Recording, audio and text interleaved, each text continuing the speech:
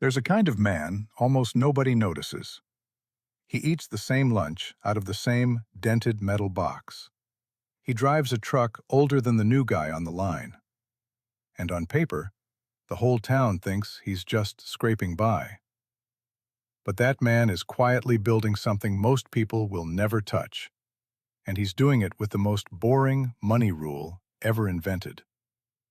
Today, I'm going to show you exactly what it is, through a man named Frank. Frank pulled into the plant the same way he had for 25 years. Slow. No rush. A 2001 pickup truck with a cracked tail light and a thermos rattling in the cup holder. He parked at the far end of the lot, where he always parked, and carried in the dented steel lunchbox his father had carried before him. Across the lot, Dale wheeled in late, again, in a leased pickup with chrome rims and a payment that ate a third of his check. Loud, funny, the guy everyone liked. New phone every year. A boat he used twice. Same plant. Same wage, almost to the dollar. For 25 years, Frank and Dale clocked in at the same machines and clocked out with the same paychecks. And if you'd asked anyone on that floor who was doing better in life, every single one of them would have pointed at Dale. They'd have been wrong. Back in the spring of 2000, Frank was 30 years old and going nowhere in particular. The dot-com thing was all over the news. Everybody's cousin getting rich on internet stocks they couldn't explain.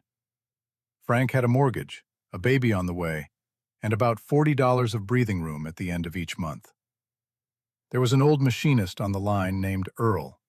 63, hands like tree bark, never raised his voice. One break, Earl watched Frank read a story about some kid who'd made $1 million on a website that sold nothing. "You want to know a secret?" Earl said. Not a question. "All those companies on the news, I don't understand a one of them.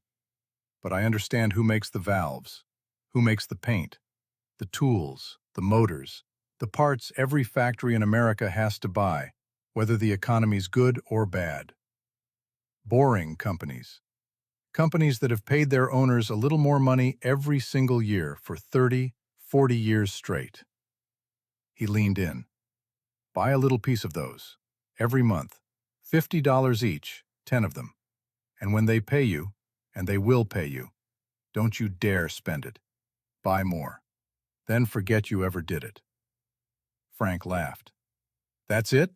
That's the secret?" "That's it," Earl said. "It's so boring nobody does it. That's why it works."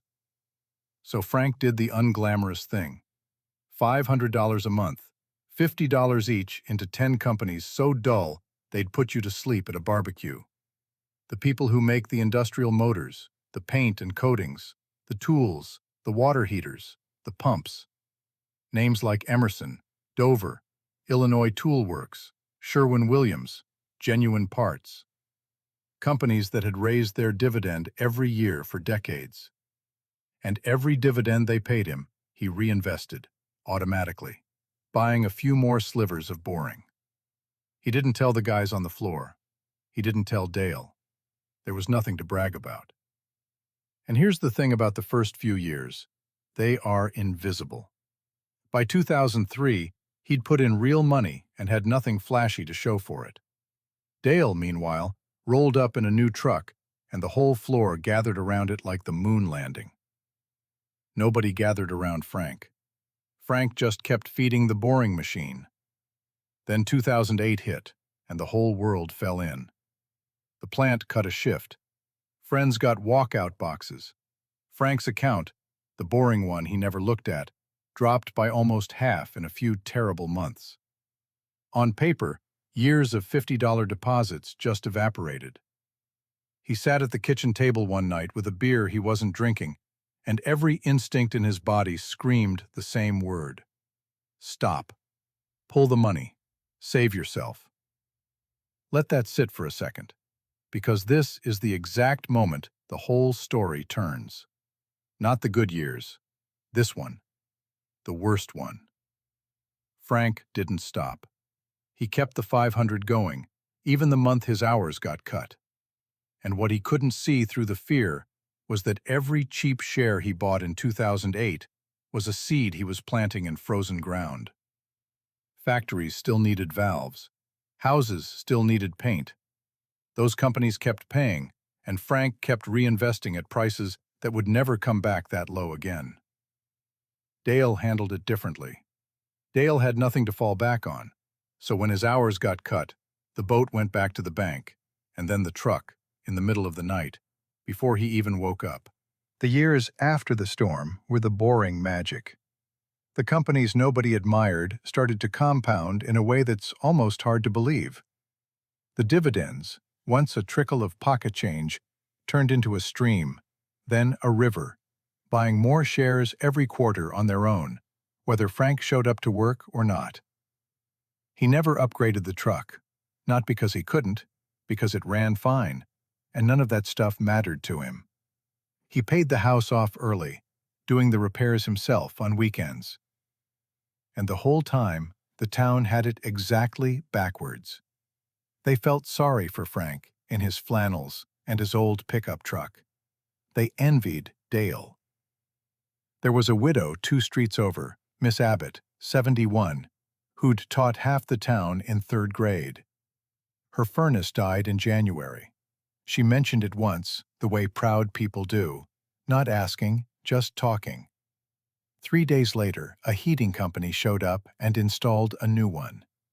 Told her it was a community program for retired teachers. She signed the paper on her porch, stunned, and never found out who was really behind it. Frank's account had a line item that month. He didn't tell a soul. He didn't want a thank you or a plaque. The furnace worked. Miss Abbott was warm, and Frank went back to his oatmeal. That's what the money was really for, not a yacht. The freedom to fix a stranger's furnace and not feel it.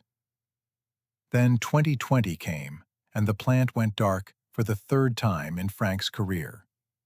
3rd recession, same drill.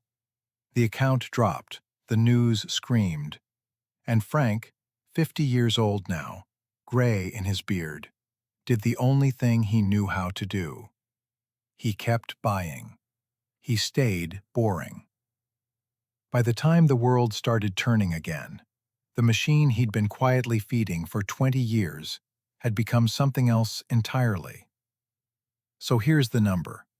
Over 25 years, through 3 recessions, Frank put in exactly $150,000 of his own money. $500 a month, $50 at a time, never once flashy. So what is it worth? About $1,100,000. Let that land. A factory worker in steel-toe boots. That's about 7 times every dollar he ever put in. Money he never had to earn twice. But the number that would make the whole floor go quiet isn't that one. It's this. Those boring companies now pay Frank around $26,000 a year in dividends, roughly $2,000 every single month, landing in his account whether the plant runs or not.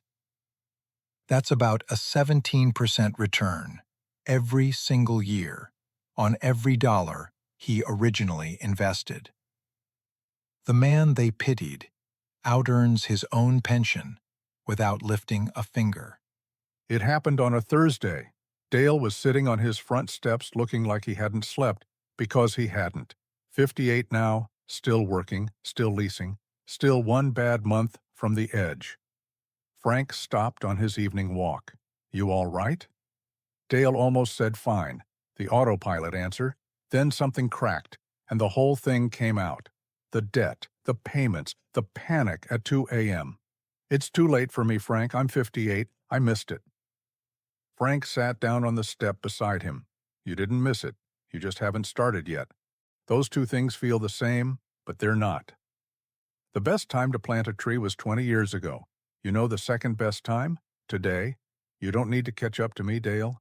You don't need a fortune. You need $50 and the patience to be boring for a while. A man your age who starts now and doesn't quit, 10, 15 years from now, you're a different man. Not rich like the truck, rich like the quiet. Dale looked at him for a long second. $50. $50. Same as I did. The only move that's ever too late is the one you keep putting off. Frank wasn't smarter than Dale. He wasn't luckier. He started early, he stayed boring, and he refused to quit on the worst nights of his life. 3 of them, 12 years apart. He didn't do it to prove anyone wrong. He did it to be free. Free to not panic when a bill comes. Free to fix a stranger's furnace. Free to drive an ugly old truck because none of it matters to him anymore. If Frank's story hit somewhere close to home, I'd love to hear from you. Drop it in the comments. What's one boring, unglamorous money habit you could start this month and actually keep? Sometimes saying it out loud is the first step. And if someone you care about needs to hear this, send it their way. Stay boring. Stay invested. I'll see you in the next one. Quick note, this is for education and entertainment only, not financial advice. Frank is an illustration figure. Investing carries risk. Do your own research.